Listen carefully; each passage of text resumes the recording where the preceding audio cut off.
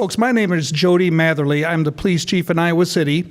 I'm in my 15th month here at Iowa City, starting last January in 17. I've got 35 years in law enforcement, and I will tell you that coming to Iowa City has been a great move for me and my family. This is a very welcoming community. It's a very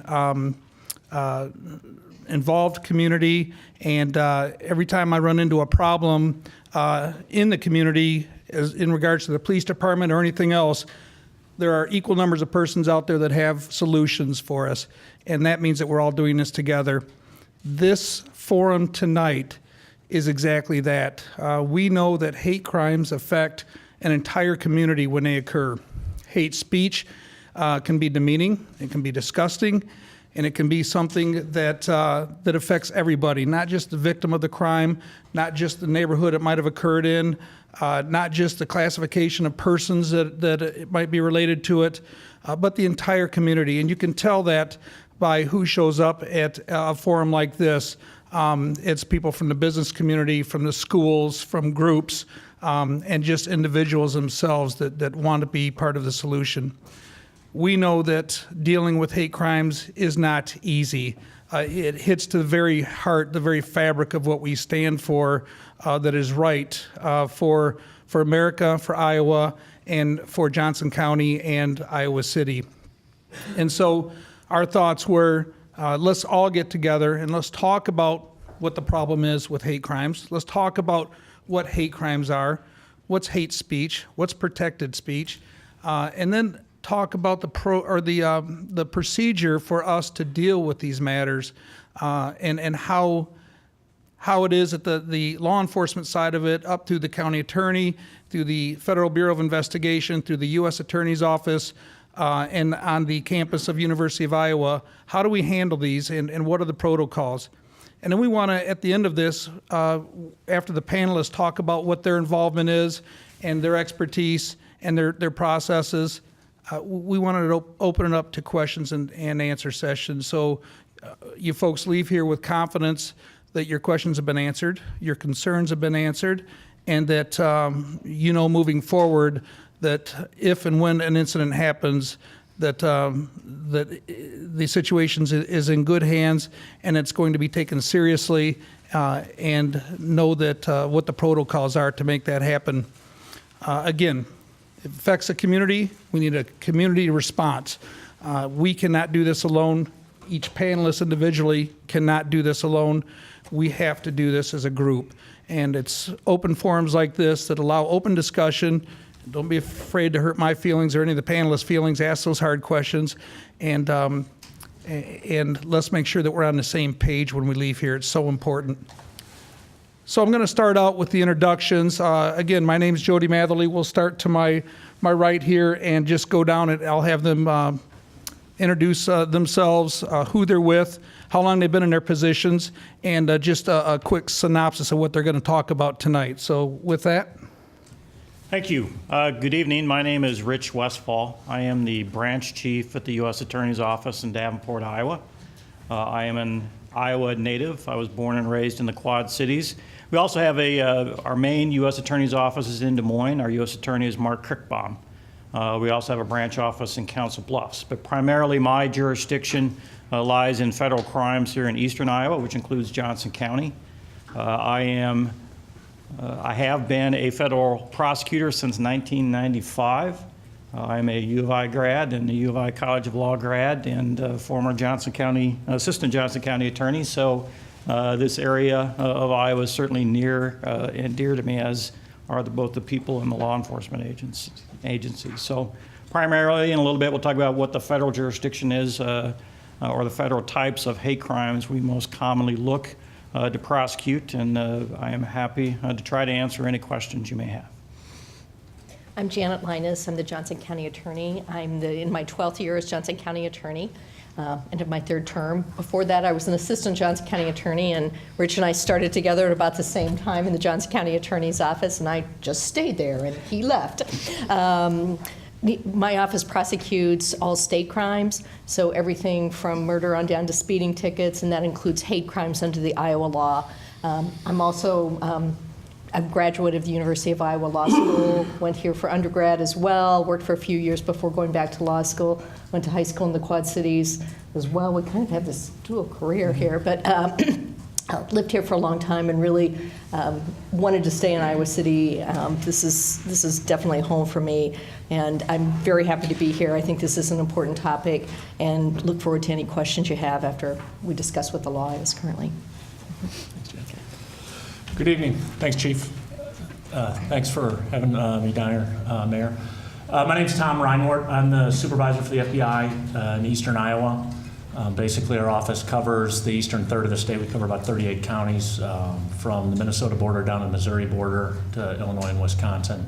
Johnson County falls into our area that we cover.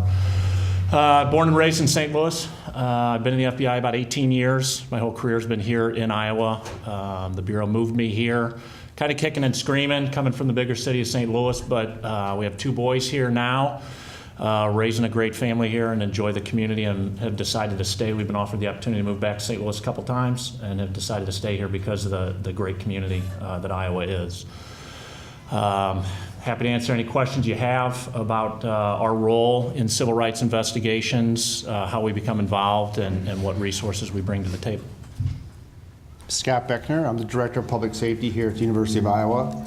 Been here approximately 2 years, will be 2 years in July. Most of my career was spent at Michigan State University. I'm from Flint, Michigan.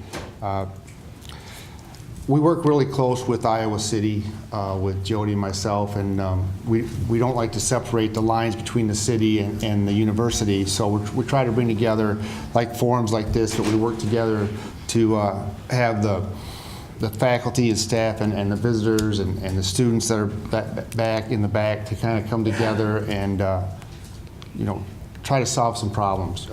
We have a Hawkeye Safe program going on right now, and it's called be part of the solution. We do a lot of student groups. I actually teach a class and they're in the back there, and so they're here tonight too, which I appreciate the support. And I'm here to answer any questions. We're going to talk about some things for students, some things that we have that maybe the city doesn't have that we can offer the students to help them get through some tough times if some hate speech is brought to our campus, and talk about the First Amendment also.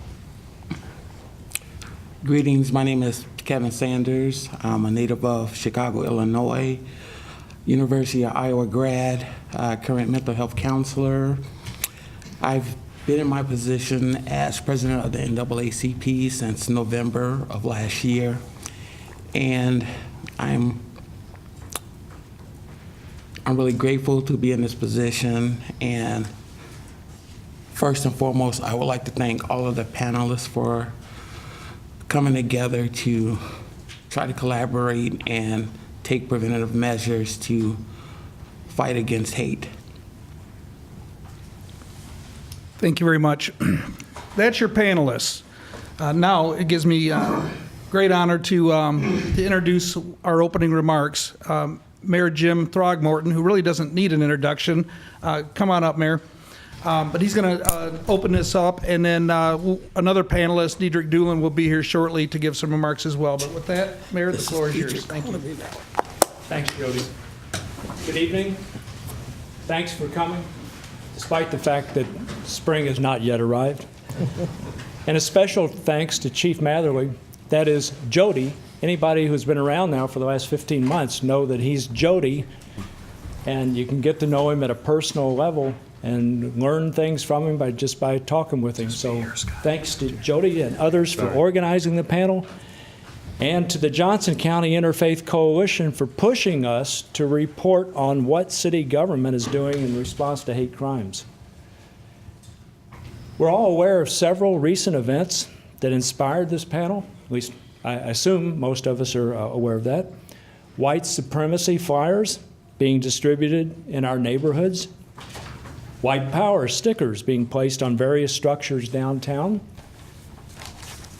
A derogatory word, guess what that was? A derogatory word placed on various structures in the downtown area. No, let's say on a stake near a prominent trail in Scott Park.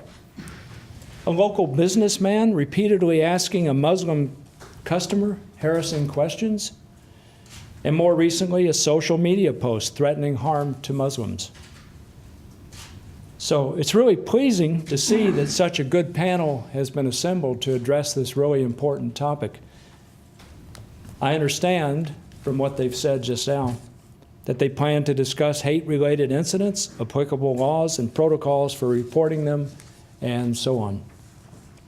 As our panelists discuss this really important topic, I presume and anticipate they will distinguish between free speech, which might be offensive, and hate speech. The right of free speech is fundamental to understanding oneself, to engaging in democratic life, to governing well, and to distinguishing what's true from what's false. This fundamental right is under attack in much of the world, and it needs to be defended vigorously. And yet, at the same time, vile, violent, and deceitful speech has never been more prevalent. All of this, Timothy Ash emphasizes in a recent book entitled Free Speech, is complicated and worsened by the internet and social media. The internet is, he claims, history's largest sewer. Terrorist incitements are frequent, lies and disinformation abound, trolls and haters are everywhere. Offensive speech constitutes a crucial test for advocates of free speech. There is no guaranteed right not to be offended. This means all of us have to learn how to grow a thicker skin. And I can tell you, I've had to learn how to grow a thicker skin, big time. So we have to learn how to do that. But what about hate speech? Unlike speech that insults us or mocks our ideas and actions, hate speech incites hatred of people on the basis of group membership. This kind of dehumanizing abuse of a particular group of human beings can eventually lead to violence against that group. I always think about Berlin in 1933 and the years right before it, when that kind of hate speech inspired that kind of violence.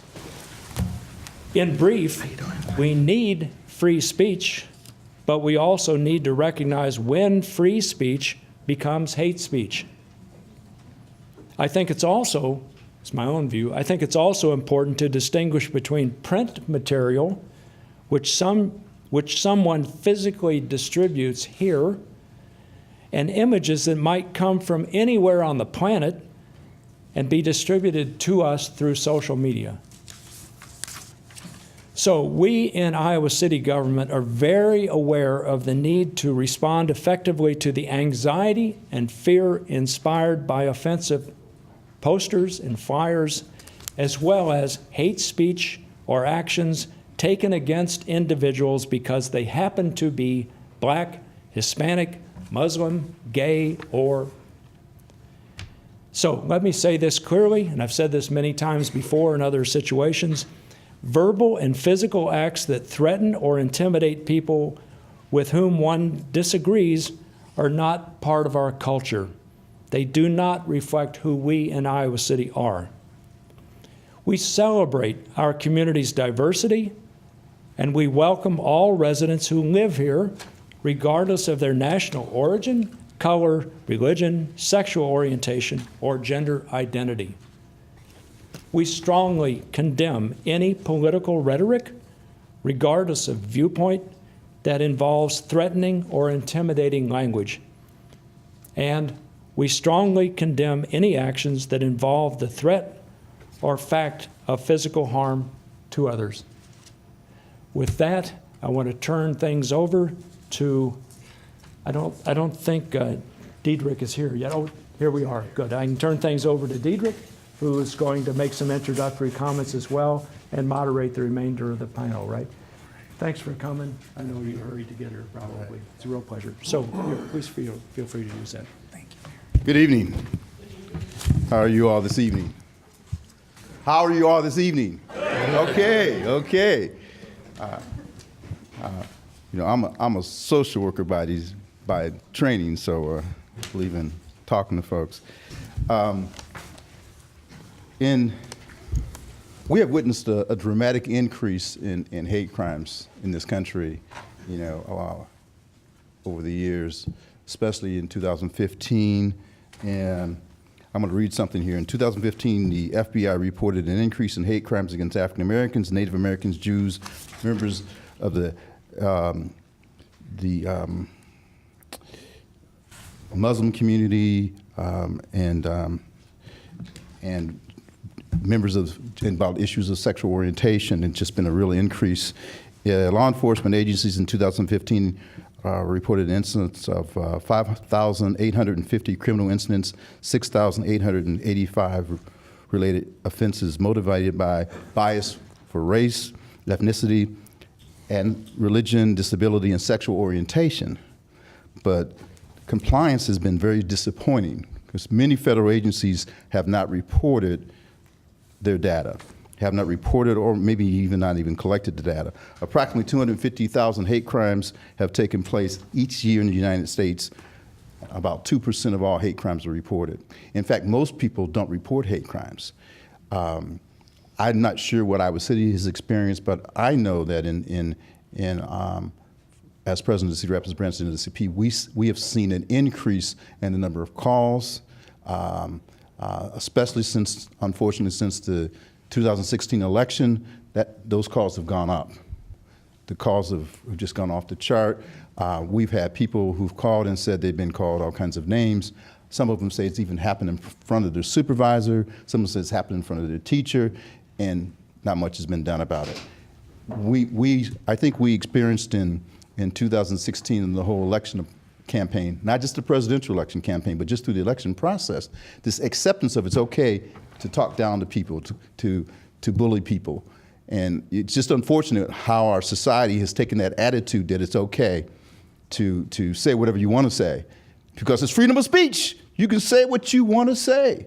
But we really have to look at how that impacts people in our communities. And that attitude that it's okay just to say what you want to say because that's how you feel, without being considerate of others, is not really helpful and really makes creates a lot of anxiety in our society. And we really have to realize that hate crimes do exist. Unfortunately, many times hate crimes are not identified as hate crimes. Many times, you know, we find other reasons to explain away what happened, and they really are hate crimes. But hopefully, your presence here today gives a different message, that you are concerned about trying to address hate crimes. You don't see hate crimes as being appropriate. I don't know if you saw on the news the other day, but the state of Iowa's got all these sexual assault tests that haven't been checked. Did you see that?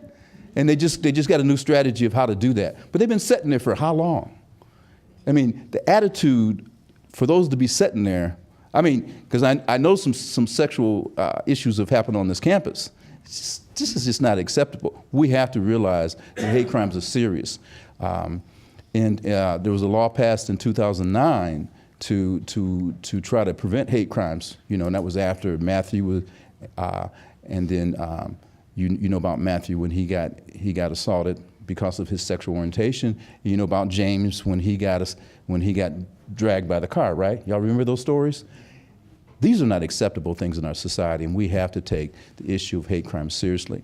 And I think that your presence here hopefully says that you're going to be concerned about this. I'm thinking that this panel here is going to be able to share some things with you that will give us some insight to how this community is going to take hate crimes very seriously. So I'm glad to be here. Hopefully we can do something to inspire you to go beyond just sitting here and listening to somebody talk. Hopefully we can inspire you to get involved in the process of making hate crimes a serious issue in our community. There's currently a bill that we want to encourage you to get involved with. It's 2017 hate crime bill that we hope that you will encourage your legislators to push forward. You can research that bill and encourage people. This is serious. We have to address hate crimes. It is not okay to mistreat people, period. Thank you very much.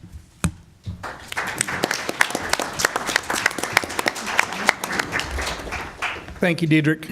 And another panelist arrived, Pete Deegan. He's a U.S. Attorney for the Northern District of Iowa. So, Pete, if you could just tell us a little bit about yourself and just a short synopsis of what you're going to talk about tonight. Sure. So good evening. First of all, I want to apologize for arriving late, but I'm very happy to be here, and I really appreciate the invitation to come and participate in this panel on this really important issue. I'm the U.S. Attorney for the Northern District of Iowa. Our main office is in Cedar Rapids. We have a branch office in Sioux City, and we cover the states roughly north of Highway 30 here in Iowa. I expect that that's probably the opposite, approximately, of how Rich Westfall introduced himself, but I didn't get to check it. I'm here today to really focus on what federal criminal remedies there are for hate crimes. And I know Rich is going to talk about some. I have some in mind as well. And if we have time, talk about a recent hate crime case that was prosecuted in our district within the last couple of years up in Dubuque. All right. Well, good evening once again. We're going to begin this process with our panel. We'd like you to take note if you have some questions of the panel, because we will have a period of time at the end where you can ask those questions. So each of the panelists are going to speak for about 10 minutes, and then after they get done, we will allow for some questions. So please take notes of your questions, and we're going to begin with Kevin.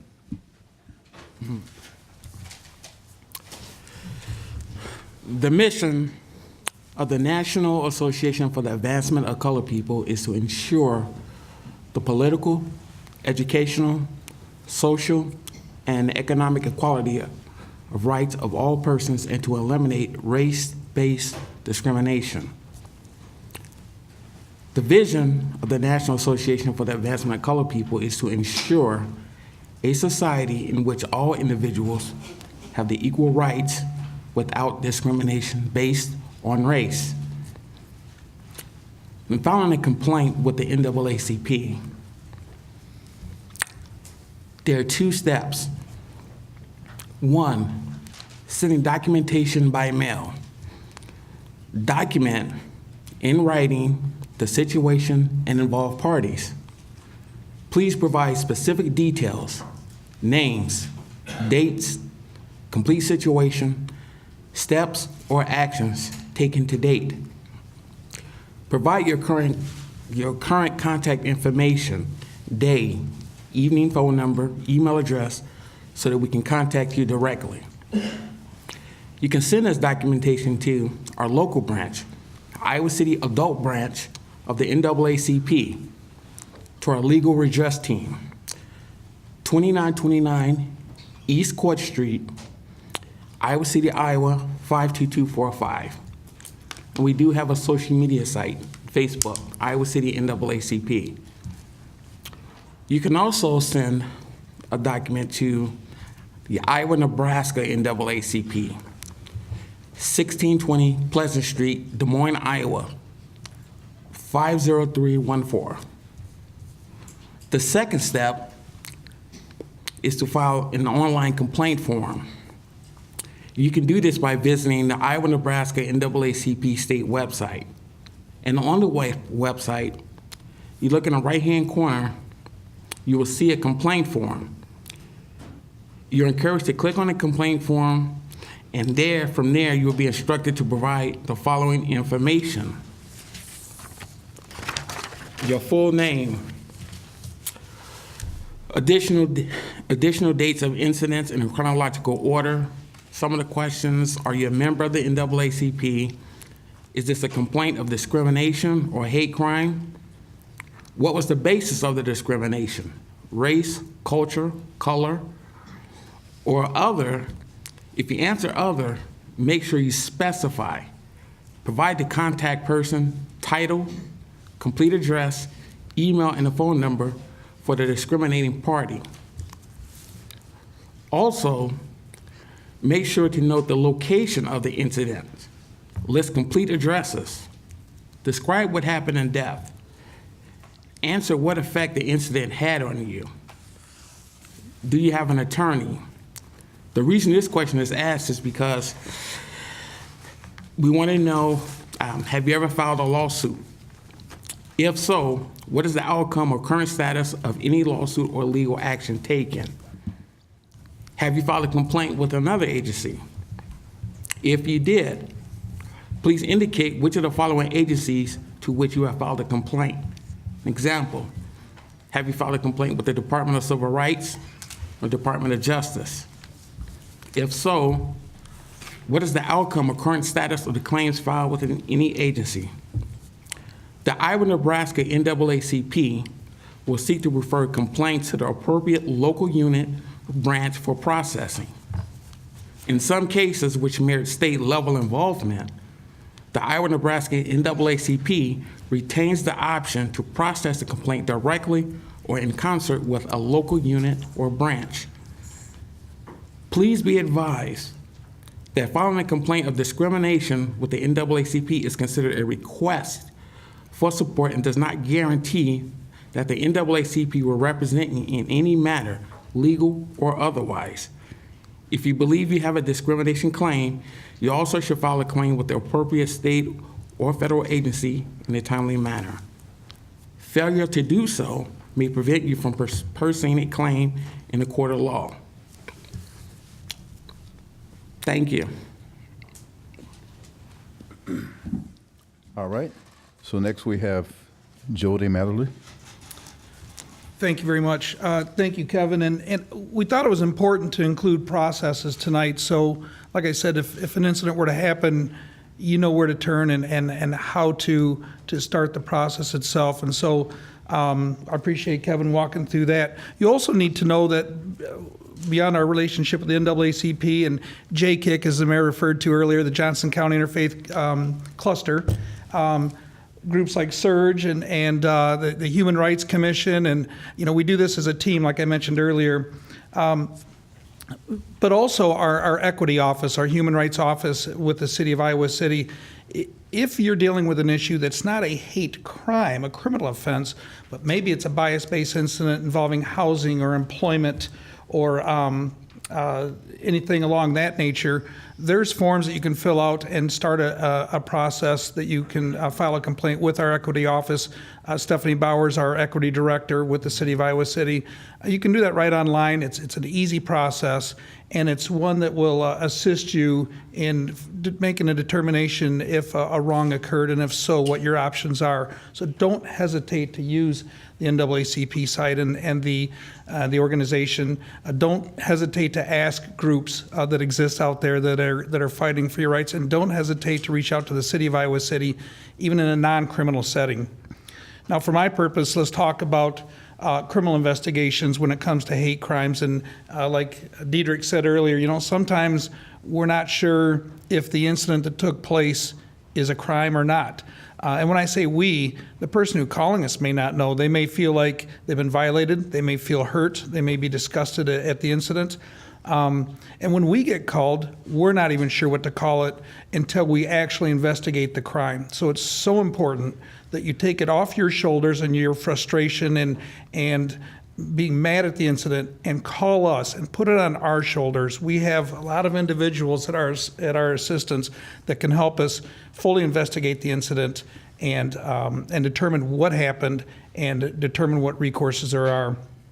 So when we talk about doing just that, the first thing you do is when you witness something that's a bias-based or a hateful incident, when you have a friend tell you about a bias-based or a hateful incident, or you're the victim of a situation, give us a call. Now, if your life's in being threatened and you're in immediate danger, certainly call 911.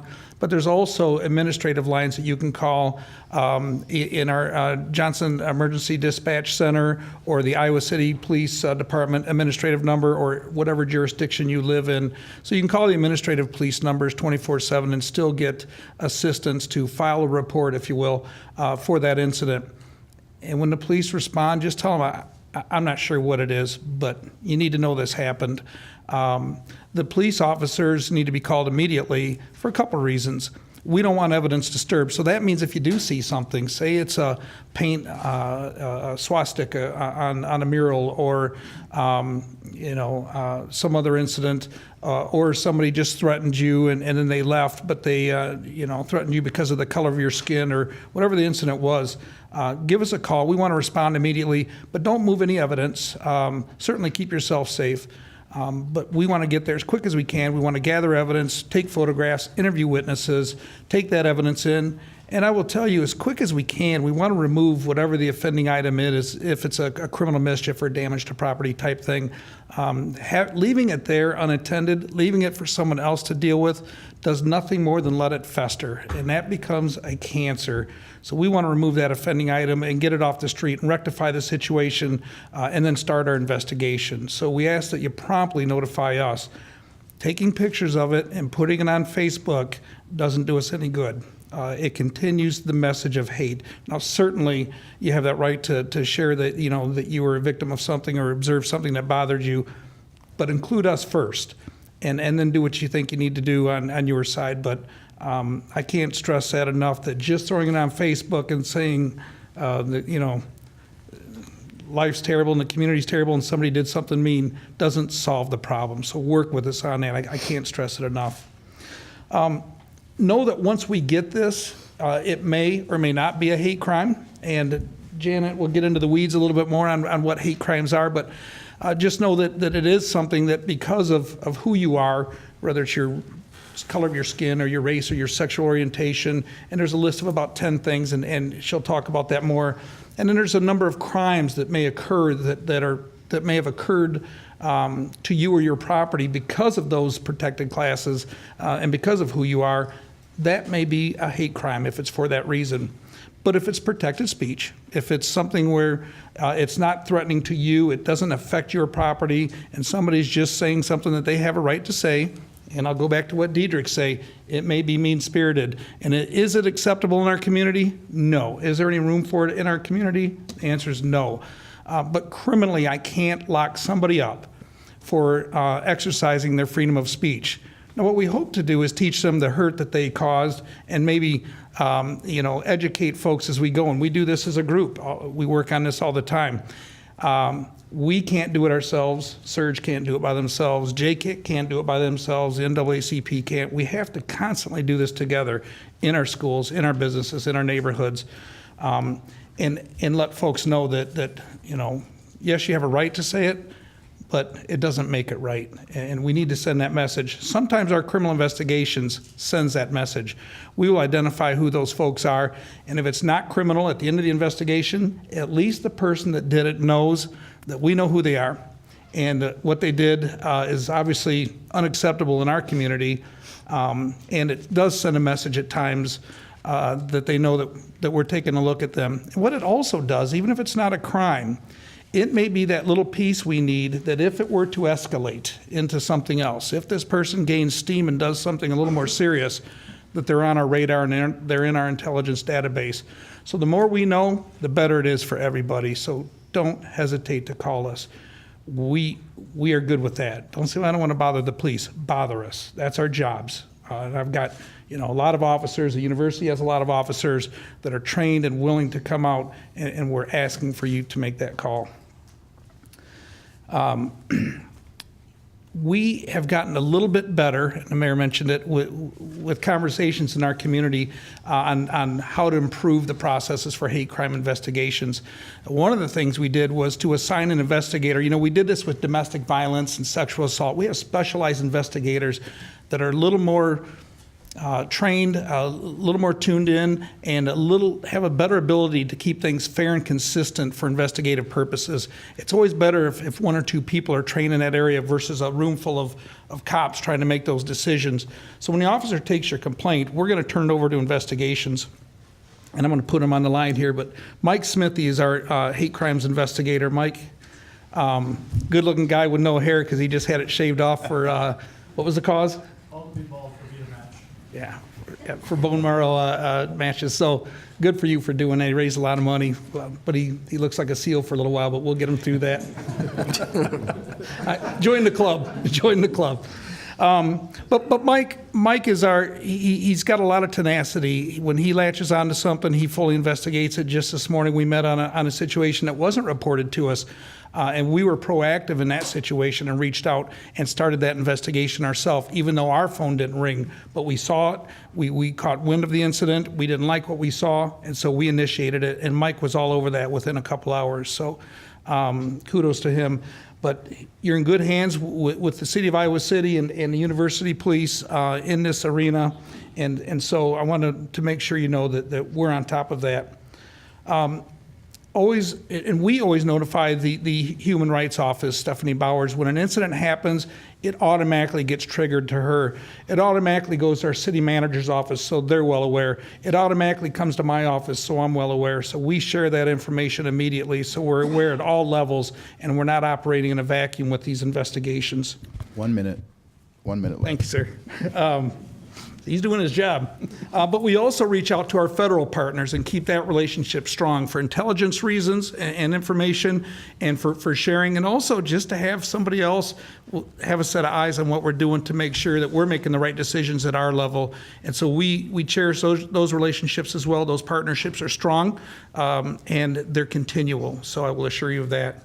And with that, I am done, Diedrich. Thank you. Thank you.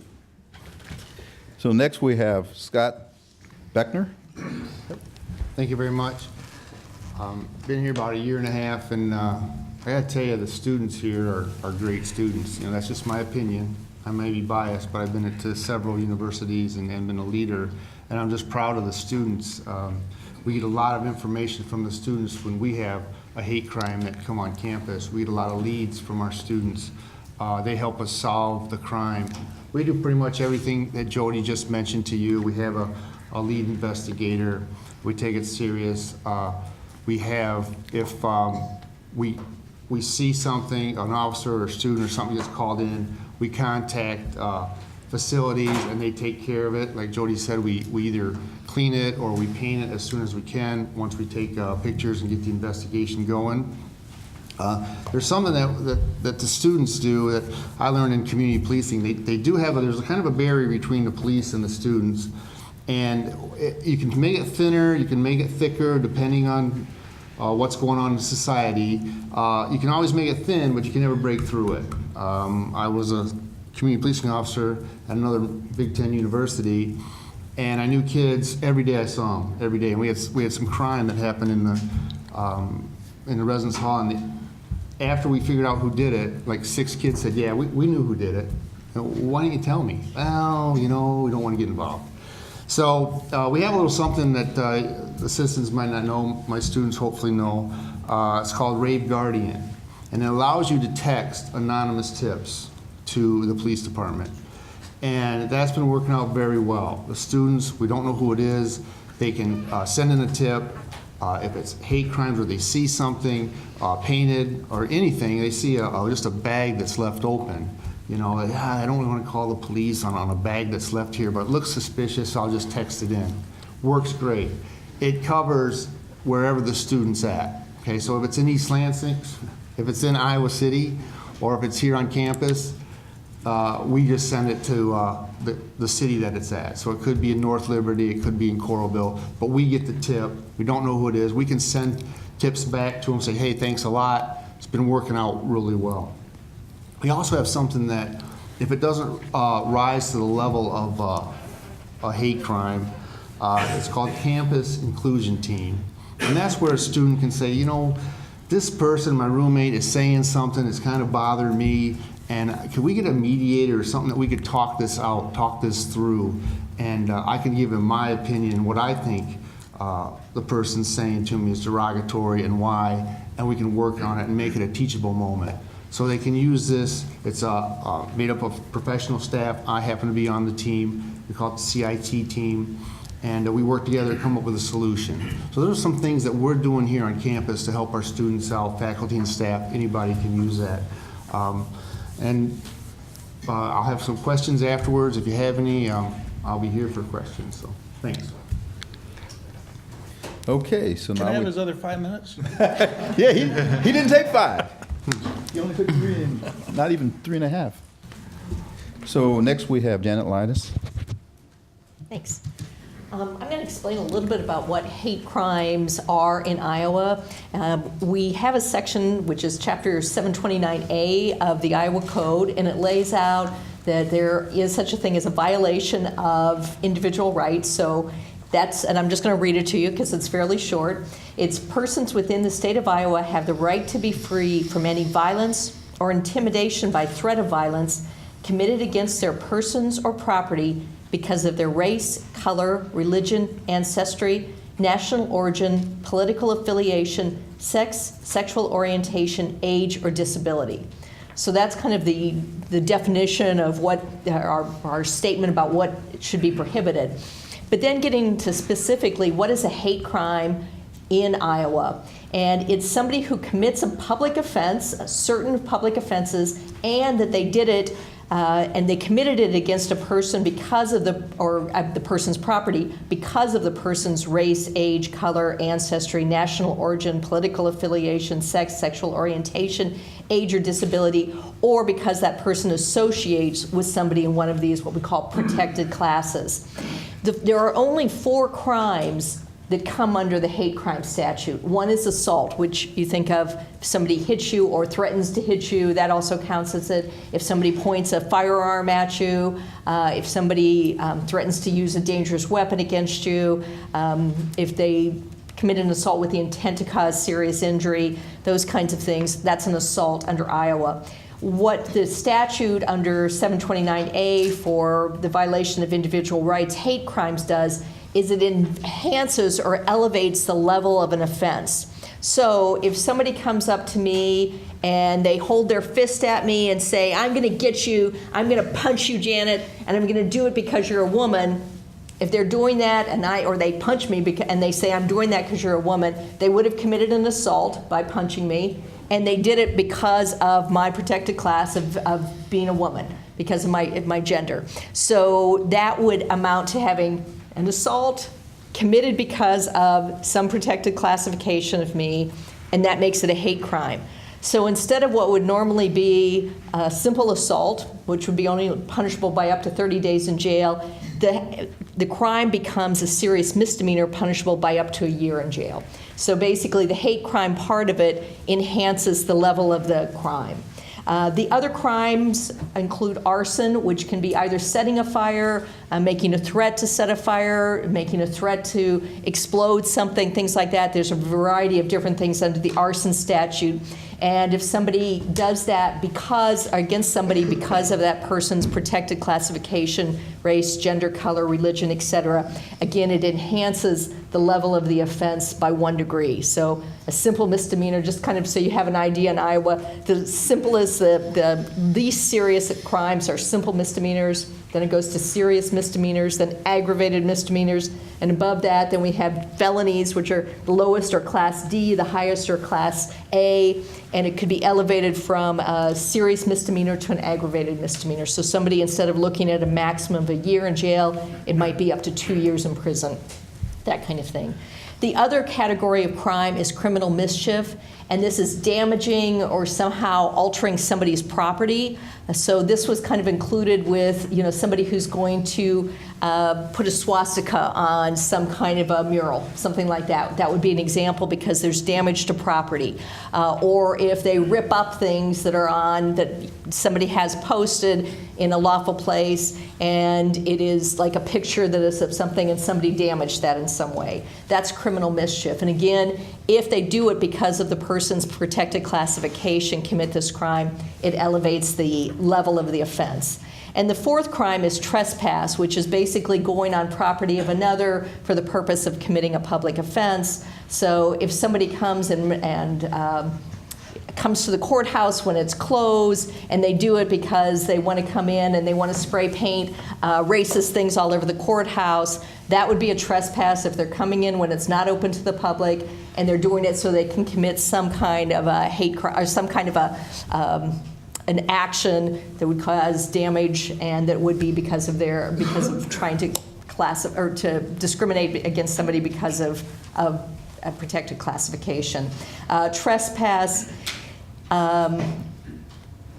Also could be if there is a particular place where a group's meeting and somebody goes in to potentially disrupt that meeting because of like if a group of people are meeting and it is a group that's LGBTQI group that is meeting and having a special private session and it's closed just for them, and somebody comes in and intrudes on it for the purpose of disrupting them, and they're doing it because they want to say, you know, I hate all people who are gay, I hate, you know, something like that. That would be an example of what could be a hate crime. And again, we would elevate the level of the crime, say from a simple misdemeanor up to a serious misdemeanor, that kind of thing. So under Iowa law, these are the only 4 crimes, though, that can be enhanced because of them being committed because of somebody's protected classification.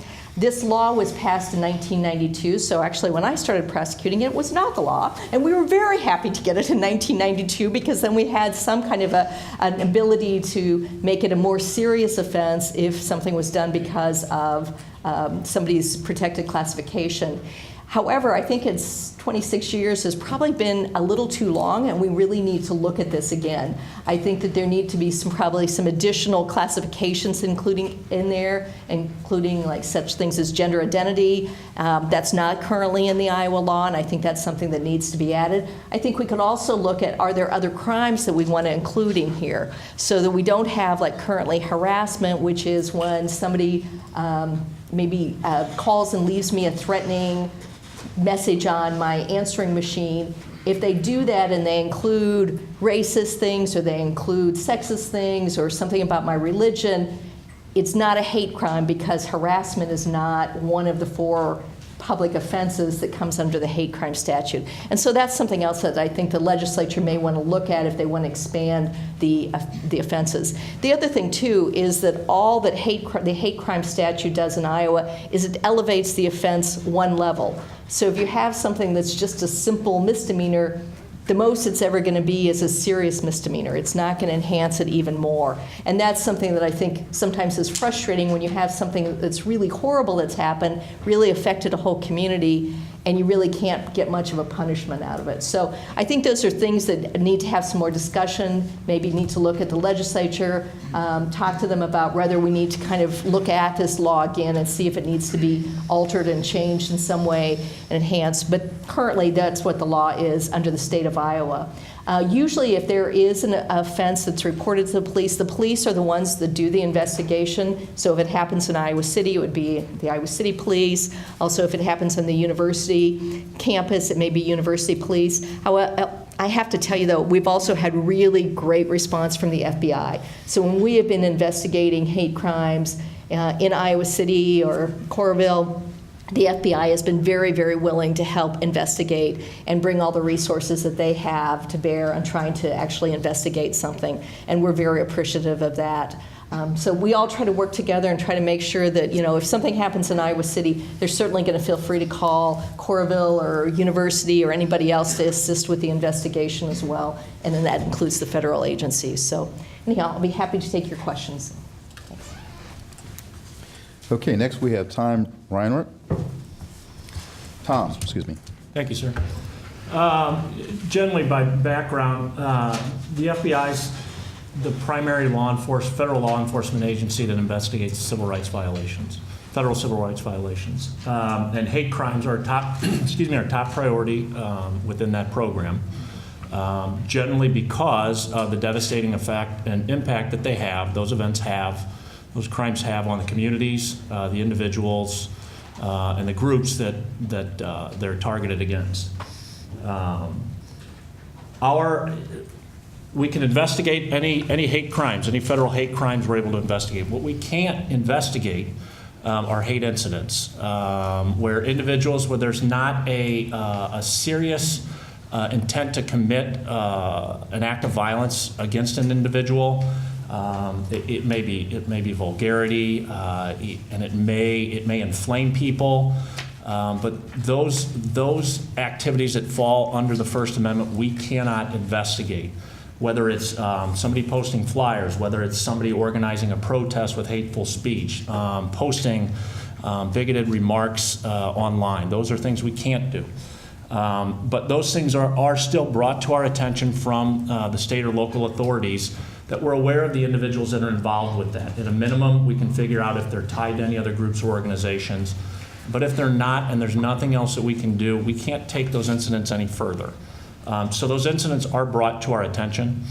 The information that Mr. Doolan cited about only 2% of hate crimes are reported is scary, and it's kind of sad. And I hope that through doing this, that we kind of open up the channels of communication for individuals to feel more comfortable calling, writing, emailing, or whatnot, if they feel that they've been the victim or know someone who's been a victim of a hate crime. There's contact information on the pamphlets that we handed out. Maybe individuals are afraid to bring that to the attention of state and local agencies. I don't know. Maybe they're afraid to bring it to the attention of community organizations because they might feel that they get ostracized or targeted even more so. We're more than happy to take those complaints and look into them by ourselves and or with the assistance of the state or local agency that directly affects. What our actions are both reactive and proactive to civil rights hate crimes violations. The reactive nature is that typically we're not a first responder agency. It's the local police that are. Generally, we're either getting a call from the local police for an event that has happened. We're getting a tip from somebody calling in or emailing us through a public access line. It could be a referral from the U.S. Attorney's Office. It could be a referral from a community organization. So those are normally ones that we receive after an event has happened. Sometimes it's sometimes after it. So if you feel that you're a victim of a hate crime or a potential hate crime, hate incident, contact the local police right away. So like the chief said, they can preserve any type of evidence, whether it's online or whether it's physical destruction or pictures of an individual who may have been hurt or property that may have been targeted. In reactive, we can also bring to the investigations, like Janet was kind enough to say, when they're brought to our attention from the local agencies, we can bring manpower resources, we can bring forensic resources, we can bring victim witness services. We can also bring individuals who can provide us with better information on hate, bias, motivation as to why an individual may have done something or some type of marking or action done by the individual or the group that we maybe haven't seen before, but maybe they've seen on the national level. So we have resources at our headquarters in our Civil Rights Division that have been doing this for a lot longer than me that can provide insight into actions like that or pictures or things that we may see. And then as a proactive matter, I've been in this position officially only for a few months. I've been doing it off and on for about a year and a half or so. And proactive wise, what I'm trying to do now is reach out to individuals, communities, groups, and organizations that could be targeted for criminal activity based upon their protected class. So hopefully with this, and then with our outreach to our state and local partners, we're able to increase what we can do, what people know about us, what resources we bring to bear, and the community outreach we can do with groups and organizations in and around our area. And we've done that recently by reaching out to the public information officers from the local police departments and try and team with them because they know their community a lot better than we do. So we're trying to team with them on who the individuals and who the groups are in their communities that are prominent leaders and that are groups that could be affected by hate crimes, and team with them to provide outreach and training to those organizations. We try and disseminate information either on a local level or and from a national level on recent trends that we see. In the past, we've done this. Last year, I believe it was, when an individual was emailing and also calling and threatening to blow up Jewish centers around the country, actually around the world. That's information that we try and push out to the state and local agencies that we cover so that they're aware of it, they know about it ahead of time, they can reach out to the potential organizations in their area that could be affected by that. Recently, and I don't know if it's one and the same, that somebody referenced the anti-Muslim flyer that was going around. We received information on that. Again, push that out.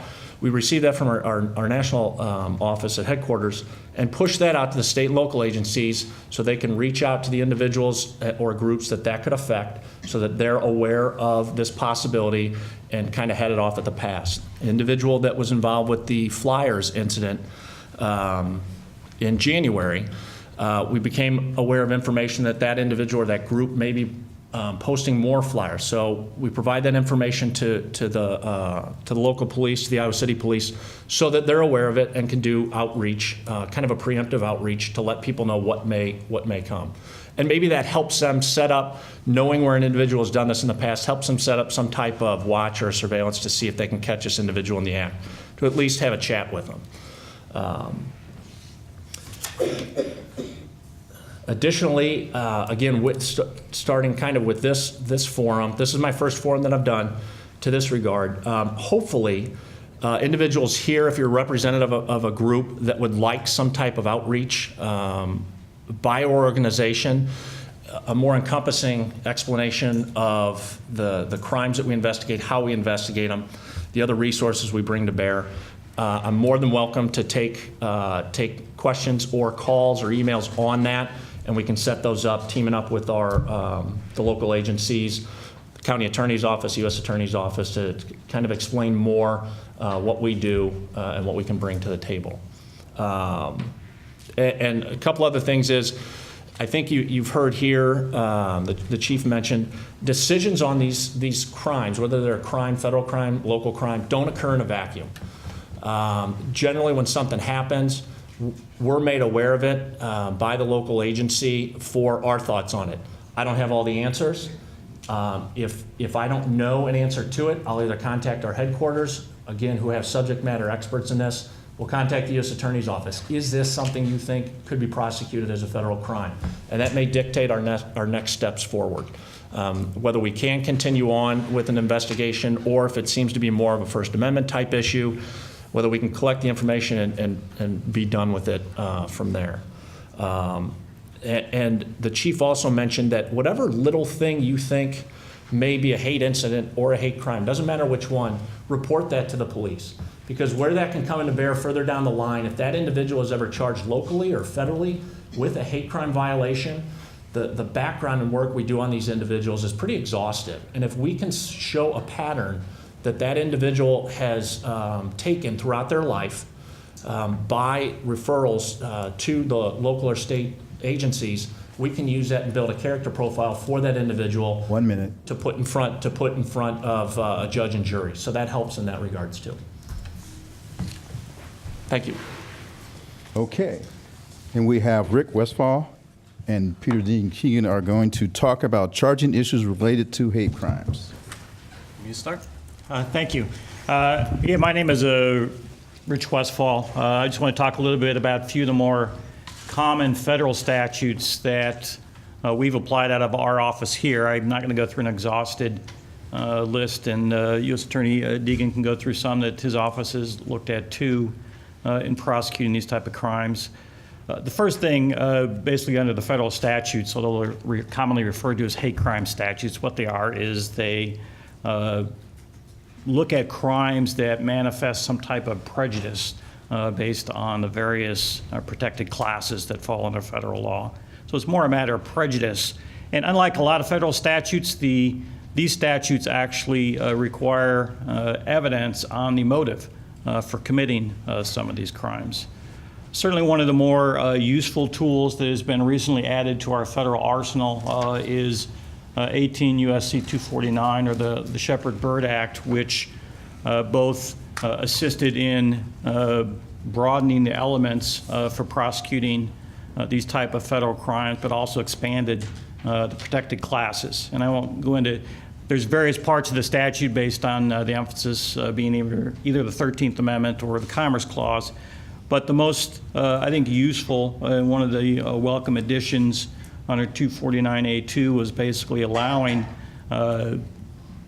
prosecution of individuals as long as they fit the following elements. And these elements are pretty common to most of these federal crimes. First, the defendant willfully caused bodily injury or attempted to cause bodily injury through use of a firearm, explosive, incendiary device, or a dangerous weapon.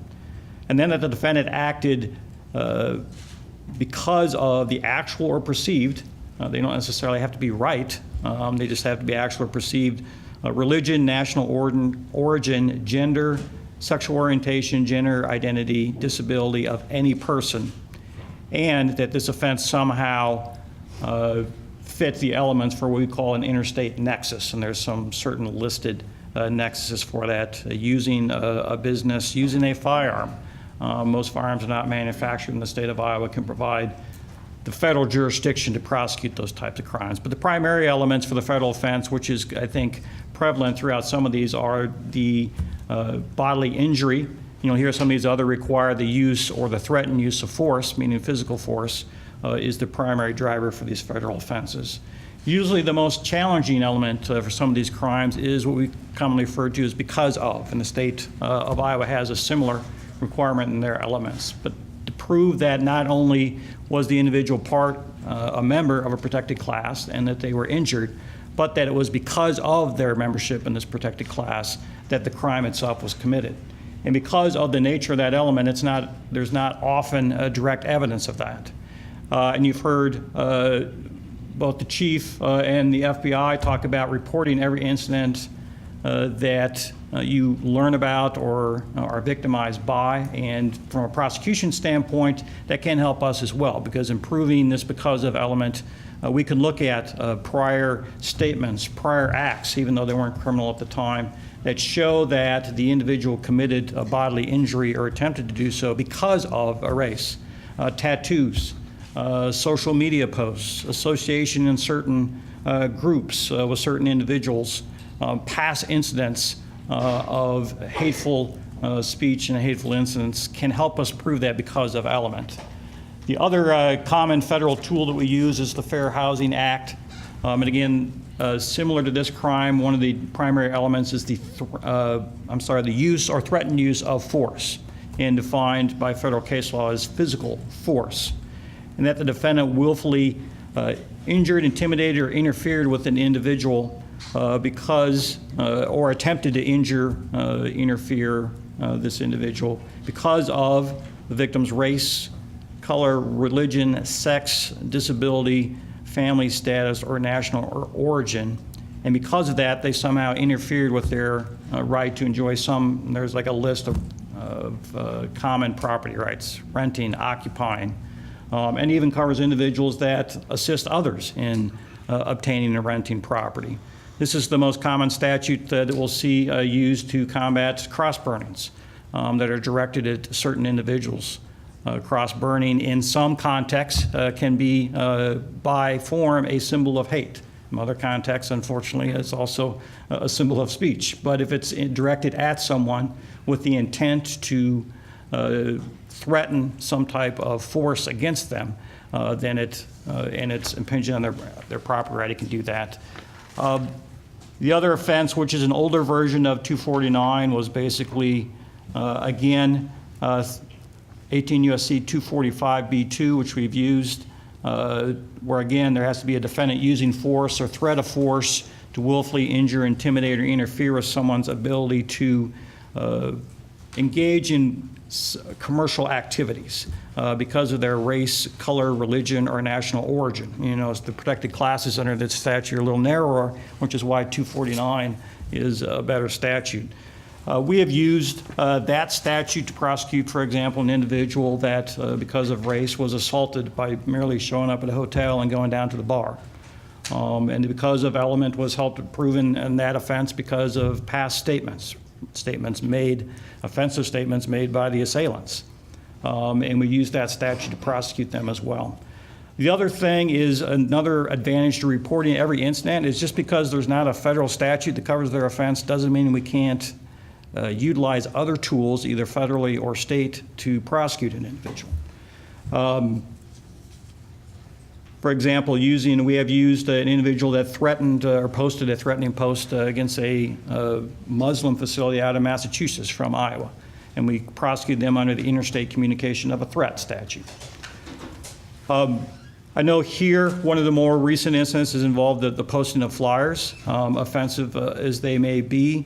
and I think Agent Reinhardt talked about this, the flyers themselves have to also include a threat or use of force. And that's commonly one of the elements that some of these flyers don't often meet, at least in order to allow us to federally prosecute.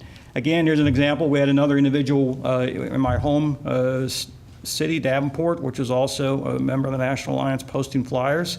And although he wasn't prosecutable under federal statute, when they went out and encountered him posting the flyers, he had a gun carrying a weapon on him. So he got arrested for carrying a weapon. So report these things, let the police and let the FBI go out and investigate them, and we'll find a tool, if possible, to find a way to stop them from doing these type of hateful incidents, as well as prosecute them for the hateful crimes. Pete? Thank you. So once again, I'm from the district in the northern half of Iowa, so Iowa City doesn't fall within our district, but it's very close by, and I work with many of the folks here. I want to echo a couple things that Tom Reinhardt mentioned. First of all, these are a high priority for my office. I know Rich's office as well, but also the Department of Justice as a whole. There's a good reason why federal law gets into this area and has criminal offenses that fall under federal law, can be investigated by the FBI and prosecuted in federal court. And that's because of the damage that these kind of offenses do to communities and not just individuals. I also want to emphasize, again, the great work that the FBI does to investigate each and every one of these cases where they can. They do have resources, they do have subject matter expertise, and every one of these cases, in my experience, is taken very, very seriously by the FBI. They work very closely with other law enforcement partners, and they really do try to leave no stone unturned to try to get at what is going on behind any one of these incidents. That being said, federal law is there's a very high standard to meet. As Rich mentioned, there's the because of standard. We call it, the but-for standard. There was a recent Supreme Court decision called the Barrage case, which reinterpreted the statute and said that you cannot be convicted of one of these types of offenses unless it wouldn't have happened but for the person's race, gender, sexual orientation, etc. That was seen by many, I think rightfully so, as a very high hurdle, and the question became, how are we going to prove that? Our office prosecuted the first post-Barrage hate crime case against a guy named Randy Metcalf. And I raise this to show you how difficult these cases are to prove, but the importance of compiling those events along the way, because again, as somebody mentioned, this is one of those rare circumstances where prosecutors have to prove motive. You have to prove why somebody did something. So in the Metcalf case, Metcalf had a long history of just being a thug. And he got in a bar fight, and it was all on video, and you could see that him and his buddies were jawing with African American and some white females that he was with at the bar. And they were together all night, and there was some kind of periodic disputes between them. And then fight breaks out, and Randy Metcalf ends up brutally beating the only African American in the bar, stomping on his head. And really causing, an orbital fracture and really serious injury to this person. Well, to prove, and one thing we had to confront was what we call the thug defense. In other words, if we have to prove that it wouldn't happen but for the victim's race, then the defense can necessarily come in and says, hey, I get in bar fights all the time. I don't discriminate against anybody. And that can be a real defense in one of these cases. Well, in this case, we had some very good evidence of motive. That very evening, the defendant, Randy Metcalf, was talking on a smoke break with the bartender about he had been involved in cross burnings up in Dubuque many years ago. And he had a big swastika tattoo about this big on his stomach. And he flashed that, and you could see it on the video, and said to the bartender, this is what I'm all about. And do you have any N-word that you need taken care of tonight? And he was using the N-word repeatedly throughout the evening. And then, again, he ends up committing this assault on that very evening. Putting those events together, we were able to prove to the jury, a jury beyond a reasonable doubt, that this wouldn't have happened but for the defendant's race. Because of his history, because of the severity of the attack, he got the statutory maximum sentence, which is 10 years. And in the federal system, there is no parole. You have to serve all of that time, less only about 15% for good time, if Randy Metcalf can be good in prison. So he'll end up serving over 8 years. One other, if I have a moment, one other hate crime that I wanted to mention, because I think it's maybe a little lesser known, is damage to religious property. So where somebody vandalizes a house of worship, and they do so because of the nature of the house of worship, that can be a federal hate crime, and it can be investigated as such. Now, a straight up bunch of kids, spray painting a building, if they didn't do it because it's a church or a temple or a mosque, that's not a hate crime. You have to show, again, that but-for causation. But if they do it because of the religious nature of the building, or, and I want to get this right because this is a kind of an interesting twist, because of the race, color, or ethnic characteristics of someone associated with the property, then that can be a federal hate crime. So, for example, if somebody goes and vandalizes a church, Baptist church, let's say, he can't say, well, I'm a Baptist, I don't have any problem with Baptists, I go to the Baptist church down the street over here. But if this is a historically African-American Baptist church, you can be prosecuted for a federal hate crime because you vandalized that Baptist church because its members are African-American. So that's another one that, again, not so well known, but it does come up. We do get quite a number of referrals relating to vandalism of houses of worship, and we run everyone down to clear it for a federal hate crime. Okay, thank you. I don't know, we're going to use this mic? Yeah, So before we did Kevin Sanders or anybody else, so did you have anything real important that you didn't get to say because of the time? Because some of you didn't use all your time. Anybody? Okay, so we're going to open it up for questions. Captain Campbell, will you give this to whoever's asking questions? Let them speak into the mic so we get this. You want to be a talk show host before you get on the police force. Turn it on, and if you can, it might be helpful if you stand up and helps you project, but you don't. We have a lady down there. Hi. I think Mayor Throgmorton may be the only person in the room who knows this. My name is Diane Dillon Ridgely, and actually I wrote the first draft of the current standing Iowa hate crimes law. From 1985 through 91, I was the state president of the Association of Iowa Human Rights Agencies. And there had been a series of cross burnings that had taken place, because one of the things about hate crimes in this country, even going back to antebellum times, is they go in cycles. And I don't want to take too long, but I want to get through a couple of points, because I think it may help to illuminate part of what we thought through when we were putting this together. There were 22 municipalities in Iowa that had Human Rights and Civil Rights Commission. I was the chair of the one in Burlington, Iowa, before I had the good sense to move to Iowa City in 1990. And we recognized several things. Inga Brumley Langston was the chair of the Iowa Civil Rights Commission at the time. And Tom Miller was even Attorney General then, as was Branstad, governor. So we have stability in Iowa, if nothing else. But Tom Miller agreed to host a press conference because there had been several cross burnings.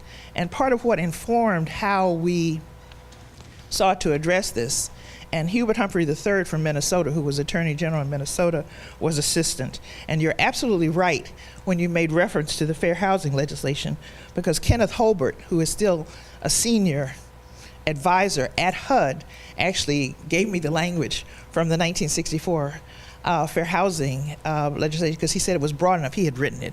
It was broad enough to be able to be useful in our putting this together, because we realized it's very, very difficult to prosecute on motivation, but we wanted to prosecute on actions and elevate the actions. And that was part of the counsel we got from Humphrey in Minnesota. And the example is that if you burn a cross on your own land, which people rarely do, it may be unfortunate. And if it gets bad enough, you can maybe do the mischievous, miscellaneous use of fire. But invariably, they burn the cross on the land of the victims, you know, when somebody moved into a neighborhood, or on public land, which still gives you some aspect. But I just wanted to say, and actually Iowa was written up pretty extensively in Parade magazine, and it took over 2 legislative sessions to put this in place, and we worked a long time on it. I had lived in Iowa about a decade at the time, and I was inspired, pleased, and frustrated. But when I would drive from Des Moines, from the legislative sessions back down to Burlington, I didn't know it at the time, but the Iowa State Patrol had officers who checked in and would call. You know, there were no cell phones and things at this time, but they would call to make sure that I crossed certain points at certain times. Because there were people who had decided I just was a little bit too full of who I was and what I was trying to do. But Iowa should both take pride, but also to be humble at the same time that we addressed some of that. And there were, I mean, at the time, sexual orientation was not in any city's protected classes. So your counsel to look at reviewing this. Social media didn't exist at the time. So it may be time to address this, and I'm almost finished. But by the same token, this is just my personal opinion, I'm not sure that the climate right now in the Iowa legislature, and this hurts me to say it, I'm not sure that the climate right now in the Iowa legislature would in fact expand or support increasing the redress to hate crimes legislation. I just can't say with confidence that that would happen. So I just thought it might be interesting to add, you know, this piece of information. And we were indeed inspired by what had happened to Andrew Shepard in Wyoming and things that were going on. The last piece was President Bush, the first President Bush, God, I feel old. The first President Bush, because there were some Supreme Court cases that were going on. There was the dismantling of the Croson decision and a whole number of other things that had gone on. So these cycles always seem to come at points of tension and contention. And one of the things that can help the most is for all of the people who are in positions of authority and to encourage you in your churches, in your communities, in your neighborhoods.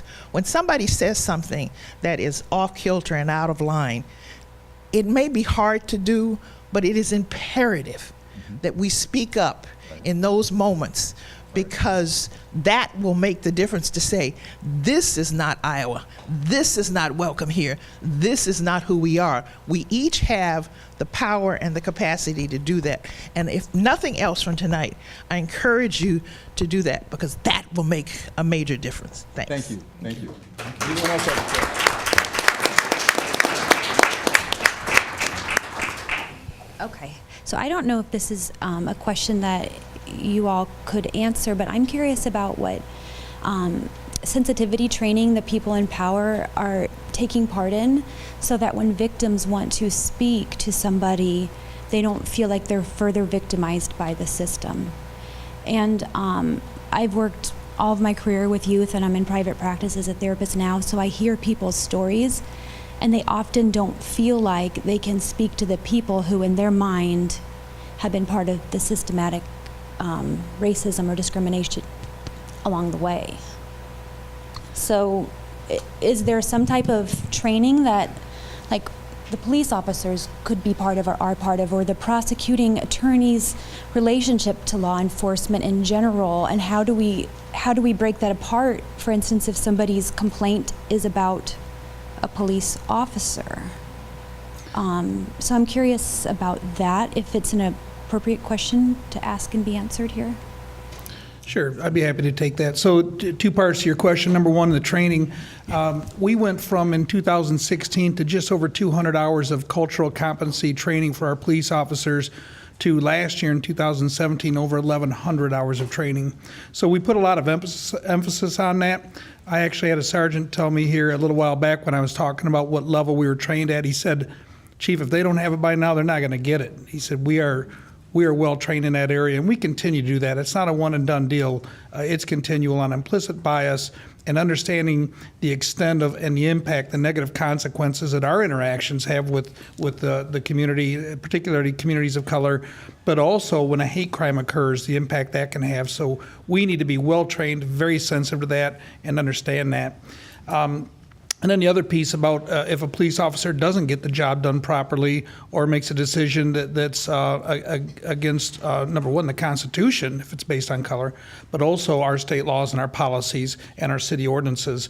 We have things in place like our police community police review board, which we've got some members here, our Human Rights Commission, which there's some members here, and also we're a national accredited agency, so we have processes and policies in place to make sure that we're doing things to the gold standard, the national standard. If our officers don't get it right, there's processes. Number one, let us know that. We've made that a little bit easier by allowing you to make the complaint online. You don't even have to come in. You can call us. We want it to be as trouble-free as possible for you to get on with your day, but lodge that complaint and let us take a look at that. And if we make a mistake, if we mess up, we fess up, and we're going to take care of that. But my officers know their job. They do a great job, but they're also human. And if they trip, we'll pick them back up. We're going to make sure they get back on the horse, but they're going to do it right. But I hope that answers your question. But we take the training piece very serious because we can't sit there and walk in a victim's shoes. That's difficult to do, but we can certainly understand the impact. And we also have good contact with our domestic violence folks, our rape advocacy, sexual assault folks. And also, we just got a grant for gender bias training to make sure that all of our officers, including the county attorney's office and our advocacy folks, are well trained in the gender bias field. So we just were awarded that grant last month. It is just getting started. We've promoted a sergeant, put him in charge of that grant, and we're going to make sure that across the board we're well trained in gender bias sensitivity when we're investigating crimes and dealing with those issues. Okay, we'll have another question. Right here.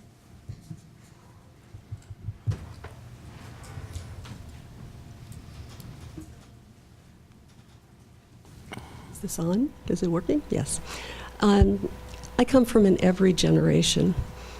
Every part of my family has been in the military, in law enforcement, fire department. We've had lots of funerals, a lot of dysfunction, all of those things that go along with having families. FBI brother, as crazy as a loon, I have to tell you. I've watched from the inside how the heart of a person dies off a little bit at a time, from the young person that they were and the person who dreamed of being that very best law enforcement officer or that very best military member. And sensitivity training, obviously. You need to work with the mind, but something else needs to be there when you find the rotten apples that are there because maybe they were broken when they first arrived. I've certainly seen it from the inside out. Now I have 5 grandsons. 2 of them are Jewish. 1 is gay. 4 of my grandchildren I can talk to about the police in the same way. But I have an African-American grandson too. And I have to speak to him very differently about behaviors, about expectations. And I've had to watch the heart in him break from those conversations. I don't expect you to have an answer for me. I just want to say from the inside of a family that loves our law enforcement, there are some really bad people that really break and they really don't get fixed. And I know just from the conversations within my own family that everybody knows who they are. Everybody knows who they are within the forces. And I don't know what you do to fix that, but something has to happen there too.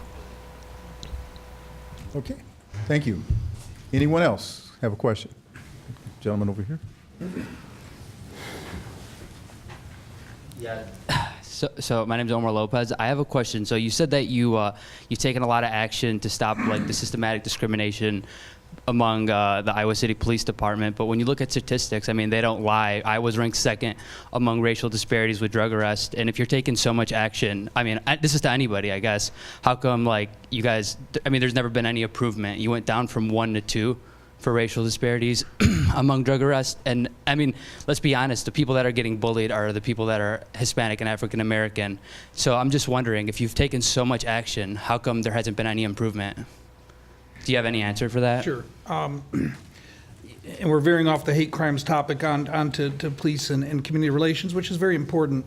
But let me tell you this. We're one of 2 agencies statewide that take the time to measure ourselves and to make sure that we're striving towards excellence. Is there work to do? There certainly is.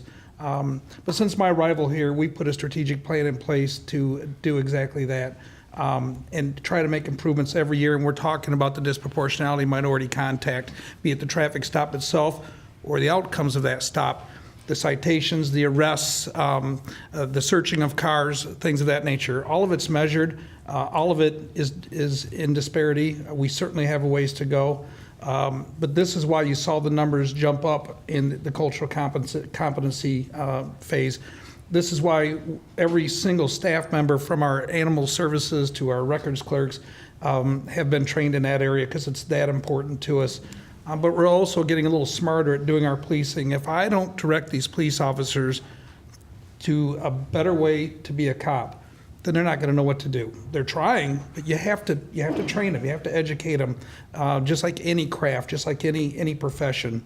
So we're working very hard at that. We've got our captains and our command and our supervisors. This is at the spear tip of every meeting we have. We have a disproportionality committee put in place, which consists of our lowest level officers to command staff. So there's also a separate committee to keep an eye on things and come up with better suggestions on how we can fix things. So together we're trying to make improvements. Statewide, you're right, those disparate numbers, Iowa does not look good in the possession of marijuana and the drug arrests with people of color. There's a lot of work to do. It starts in our community, and we hope that it continues to spread with law enforcement nationwide. A lot of work to do. Saying that we're going to do nothing and just let it be is not the answer. Say that we're not making progress is not the answer. We have to continually reach out to the community. We have to continually train, and we have to get better at what we do. I'm confident that we're going to be able to do that. We're not going to do it overnight. This has been decades of issues with law enforcement and not policing with the latest techniques and the best ways. And we're looking at data now that we didn't have before as a law enforcement nationwide. And so as that data comes out, as it tells us we're doing things wrong, we have to respond to that. I will tell you that locally we are.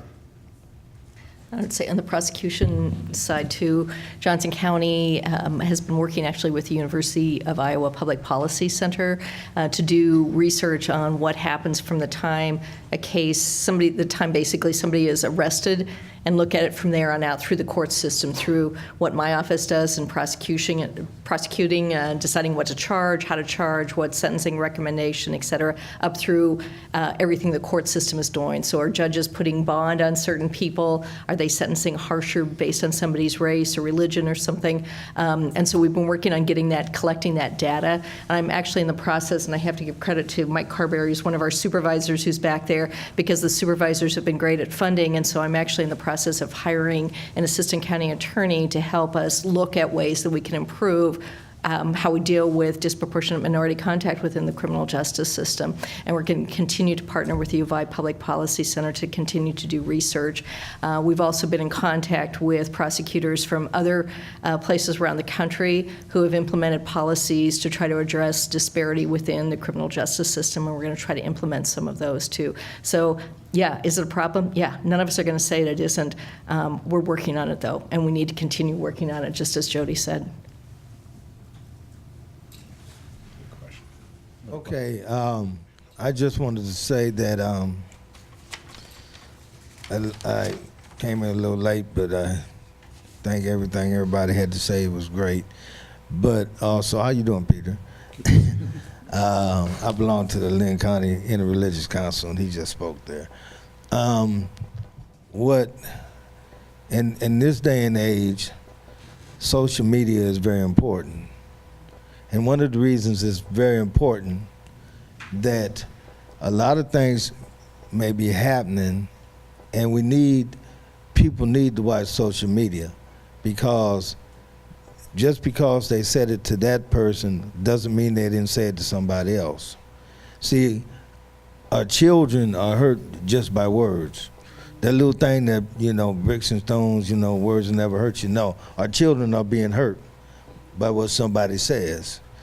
And therefore, we need to record those things on social media so we have enough people that we can look at and say, well, it just doesn't happen to that person, it's happened to the other person. And just like this young lady said, is talking to her grandson, who is black, it breaks his heart. See, it breaks these children's spirit if they don't feel that they have anybody to talk to. And obviously, they're not gonna go to the police first.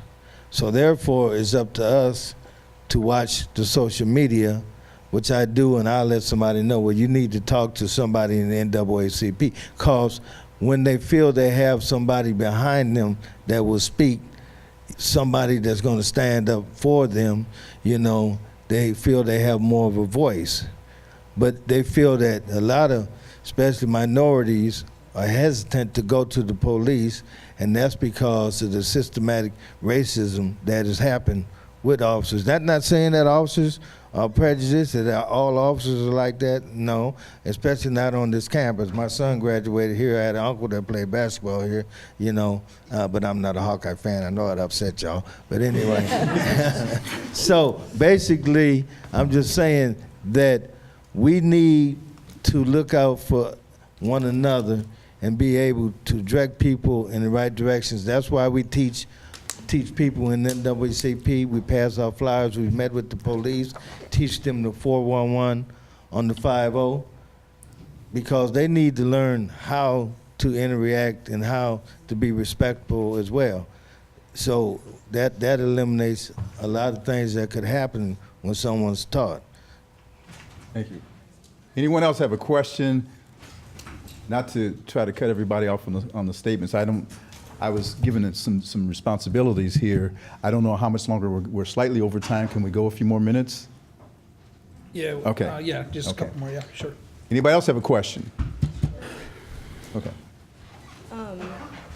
I think it's easy to put the blame on authority and just like local figures that you're supposed to hold with all this high regard. But my question is, what do you think we can do as citizens and students and people who are in like student organizations and like people who have connections with other people and like we're like on the ground? Like, what do you think we can do like as caring like members of the community so that you guys don't feel like you have all the pressure on your backs to be making all this change and revolution? Chief Becker? I can help with that one. So I'm a student, I want to say I specialize in health. And I'm going to tell a quick story. So back then, it was the doctors who had the authority to give prescriptions, and they would, the patient would just come in and say something, and then the doctor would give them the medicines right away and make the decisions. Things have changed in such a way that now they're looking forward to incorporating what the patient thinks, and that gives them safety. And that is one of the things that I would say I would recommend, that we should just start incorporating and including people and asking them to bring their thoughts forward. Having those forums, this is the first time that I came here and found out that there are a lot of opportunities out there that I can reach out to if I feel unsafe or insecure or something is happening in the community. So that's going to be the first point, so we're not putting the pressure on the police, and actually they're doing their part. And everybody's having all these pressures from all those points, and we're having these conversations with our sons and all those things at the same time. So there's a part in the middle that's being missed by people having to start having people talk, just let them vent and talk and, put those things out there, use the social media for the best. I'm an immigrant from Kenya, Africa, and I'm just saying this from watching from the outside, and also almost being consumed in this fear that's going on around. So I'm just saying this with care, that we can borrow from the health just like we borrow from other places, and start incorporating people's thoughts and feelings, and just giving them those assurances. And this force will begin from the police and what they're doing already, and just having people talk, and everything else will start gliding by. Thank you. Thank you. Got a gentleman right here in the front. I'm going to resist making a comment because I know that you're going to hold me accountable, but I do have a question that I think can help us in our agency. And that is, if you can define the edge between an incident that is strictly free but hateful speech and an incident that becomes criminal, and what you think might be the room for expanding that without infringing on free speech. Is that clear? What I'm trying to say is, what I hear you saying regularly is that you're up against certain boundaries with the way that laws are written. Some of those laws are clearly out of date, and some of those laws are clearly running into constitutional issues. So what, in your minds, are the edges where we might work as citizens with our legislators to give you better tools? Is that?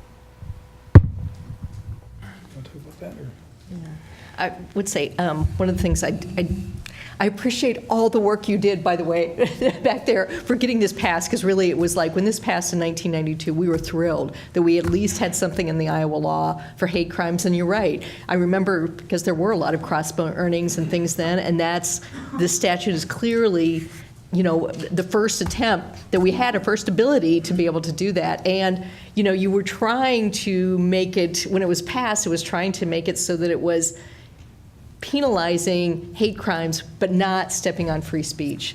And so that's why it's like you have to have the intent, kind of the because of the hate for certain classes, but you also have to have some other crime. So like I said earlier, I think we do probably need to expand the classes, and I do think we could look at expanding laws such as including harassment, which is kind of like making the horrible statement to somebody about what they're like or what you want to do to them and that kind of thing, that doesn't currently come under the law because harassment's not one of those public offenses. That might be an area that I think could be expanded potentially. The other thing is there are some more serious assaults that weren't enacted at the time that this law was passed. So the level of offenses is kind of capped at a Class D felony, and I think some things might be added to that. I think it's always a challenge, though. So it's like the leafleting you've heard about. It's horrible, but we also can't go out and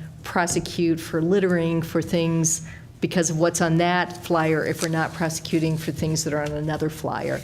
And those are just really tough decisions where I think, as people have said here tonight, sometimes getting the community to respond is the best way because the criminal prosecution's not going to work. It's not going to be effective. It may be issues of proof. I think really getting the community to do things. To go back to your question, though, too, one of the things that's been going on at the university for a while on sexual assault cases is working on bystander training, where you get people to try to intervene before what could become a sexual assault. So training bartenders, training people in different clubs and organizations to watch out for their friends or for people that look like they may be vulnerable to sexual assault.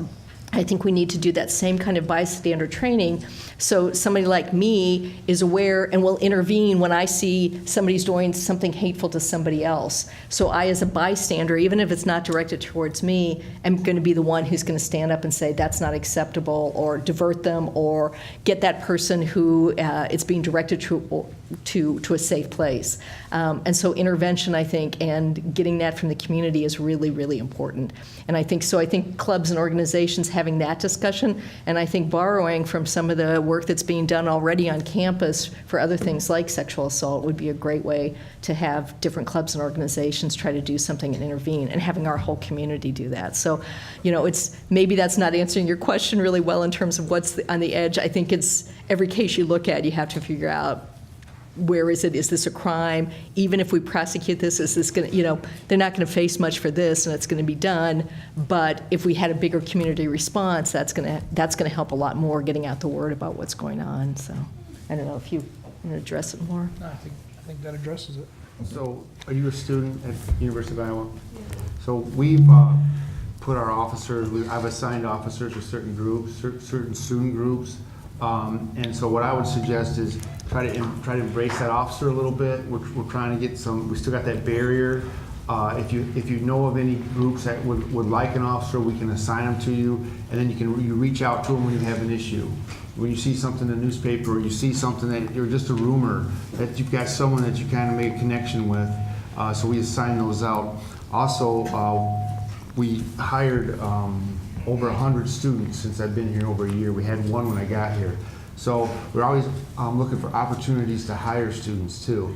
And then you get to know the officers, and then it just breaks down that communication barrier with us going to the groups, and then with you working for us. So we got that shout program that you can go downtown and work out at night.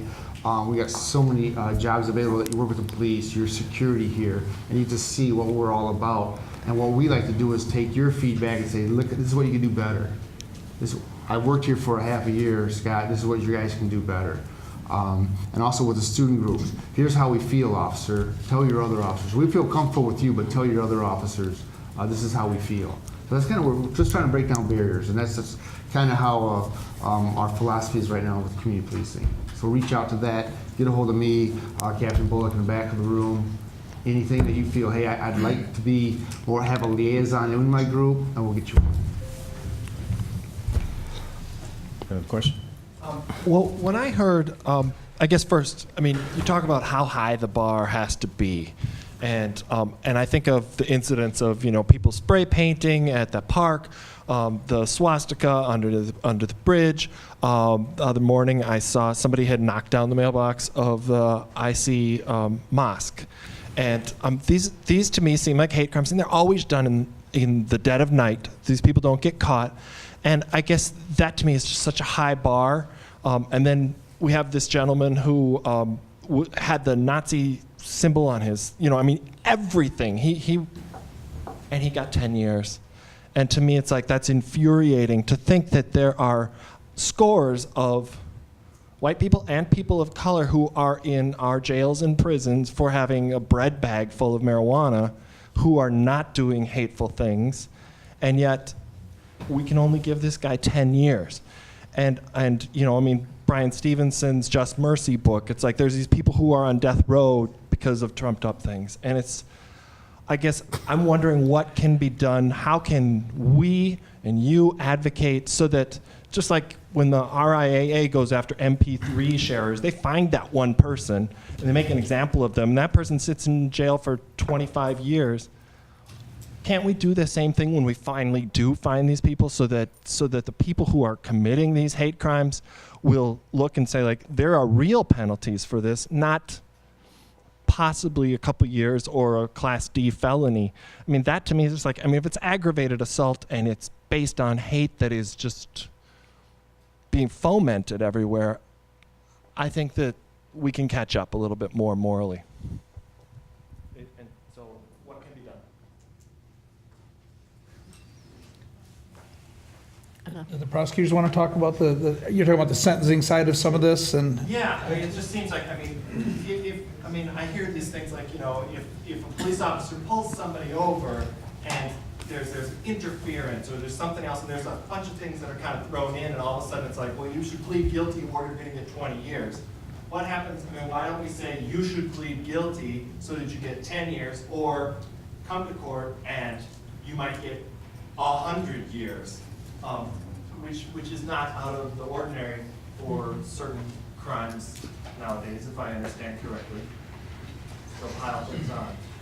Janet, would you talk about the state penalties for the type of offense? Yeah, go ahead. So, kind of to address it, generally the laws are made by the legislature and they set what the penalty is. And so to change what the penalties are, there has to be a legislative change. So that's one of the things to look at, is do we need to go to the legislature, and there may be some point to, maybe this is not the legislative session to do it, but there are elections in the fall. And maybe we want to look at changing some of the laws in terms of what the penalties are. Other ones, I mean, I think that as far as like what the possibilities are, the ranges of sentences, that generally is set, but whether somebody gets a suspended sentence or whether they get to sent to prison is up to the judge. So doing education with the judges is one of the things we try to do. We're trying to do education with the prosecutors so that we're charging appropriately and making sure we're doing that right. For the hate crimes, there are limits in terms of what we can do. And so the enhancement, it's like hearing that this man got up to 10 years in prison. It's actually like in the federal system, though, the fact that he has to serve over 8 is better than what it would be probably in the state system, because if he was convicted on, say, a willful injury, it wouldn't be a hate crime because that level is not one of the statutes, one of the public offenses that we could have the hate crime for. But let's say he was convicted of that. It's a Class C felony. Immediately that's going to be cut in half, and he's going to be up for parole in probably 4 years. So having it go to the federal system when it's that kind of an offense is one thing we can do to try to make sure that people who are committing the hate crimes are getting penalized as much as possible. And that's why we work with the federal system as well. It may be that it's a case where we're going to keep it in the state system if it's not a hate crime and it doesn't fit, so that we aren't maybe prosecuting somebody for marijuana as much. And what we do with marijuana charges is very different in Johnson County than what they do in other places in the state too. So we're trying to look at the community as far as what we do with like drug offenses and things and represent the community. At the same time, we're representing the community and making sure we're harsh on hate crimes and that kind of thing. But to change the laws and the level of the penalties is going to have to go to the legislature. If you want to change the state laws, it's the Iowa legislature. If you want to change the federal laws, it's U.S. Congress. So that's kind of. And I'll just add to that, and this isn't really responsive to your comment, I understand that, but just so you understand, in the hate crime case I was referring to before, first of all, that was a referral from a county attorney, and that person, the judge had discretion on where to sentence that person and sentenced them to the statutory maximum penalty, which was 10 years. Couldn't have given him any more. That same offense, so the Hate Crimes Prevention Act, if it were to have involved kidnapping or if death resulted, then the statutory maximum goes up to life. So I only say that to explain that's kind of the parameters of the law. Not to cut everybody off, but if you still have a question, some of these folks will still be here, but we're past time. I do need to say this to you all. I know someone mentioned talk to your friends, talk to the people you're around, talk to your family. If you see hate crimes, abuse happening around you, don't be silent. We've got to break that code of silence in the University of Iowa. I've gotten some calls about some things in the University of Iowa myself. I've referred one of them recently to Kevin Sanders here as the president of the Iowa City NAACP. But you've got to speak up. It's got to happen in the police department. If there's somebody who's mistreating people, when you stay silent, you only help the problem to continue. We've got to break that code of silence. I know it was mentioned, talk to your friends, talk when you see it happening. We've got to break it. You've got to get out and talk to your legislators, call your legislators, write them. One letter represents about 1,500 letters. Those folks need to know how you feel about what's happening. If they don't hear from you, then they just do what they do. They need to know how you feel about things that are happening, hate crimes, and if you think things are not right, talk to them, because your vote does count. One vote can make a difference. So we want to encourage you to encourage them to fund civil rights so enforcement can happen, because one of the problems is there ain't enough money to follow up, because they got so many other things that they have to do, but we need to fund civil rights properly so it can happen. So like I said, we want to thank the panel. Let's give the panel a round of applause for their coming and being here. We want to thank you for being here, because just by being here, you show that you want to help be part of the solution. You know that you cannot do a good job in removing dirt with dirty, muddy water. So we can't do violence because of violence, but we have to work together as a community. We want to thank you. Have a good night.